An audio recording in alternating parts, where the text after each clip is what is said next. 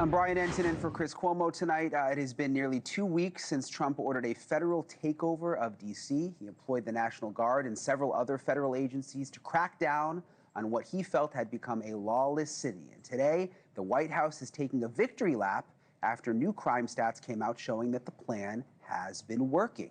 To help me break it down, I want to turn now to NewsNation Washington, D.C. correspondent Joe Khalil, live outside Union Station in D.C., where there has been a heavy National Guard presence. What's the scene out there tonight, Joe? Yeah, and that continues to be the case, Brian. In fact, you can see behind us, you got one of these big armored trucks from the National Guard alongside three Guard soldiers, Guard troops there.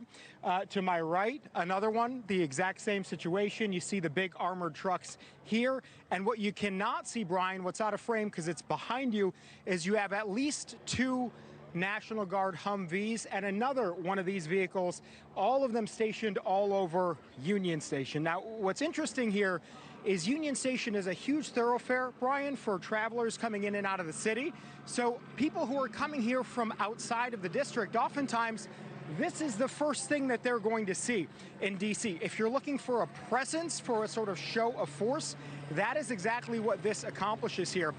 Now, the D.C. Police Union has been supportive of this so far, despite a lot of residents who live here feeling the opposite. But the union says this is actually working, and they put out a couple of statistics overnight. Take a look.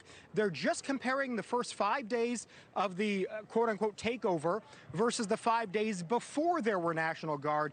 And you can see the difference here that they pointed to. Now, again, it's a very small sample size, but they say crime is down 8%. And look at the specific categories. Some of those drops are really drastic. Now, back out here at Union Station, again, this is a sort of show of force. Where you do not see this kind of presence is in several other areas of D.C., especially those that have statistically higher crime. Wards 7 and 8, if you're familiar with the area, it's southeast D.C.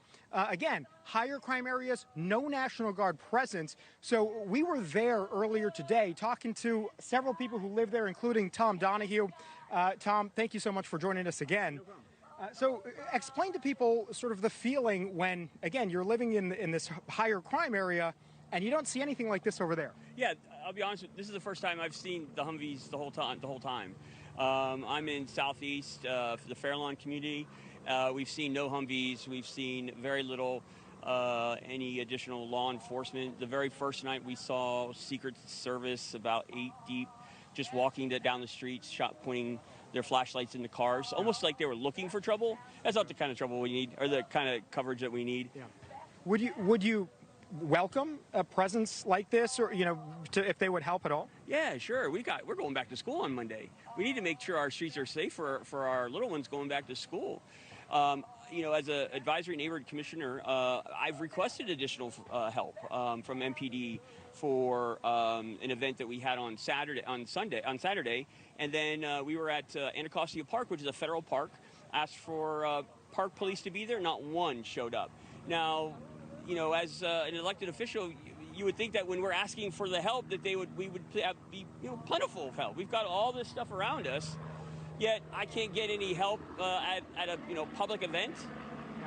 And Brian, I'll just add, we were over there today. We also had our Libby Dean at the White House asking them who makes the call, why presence here versus other areas.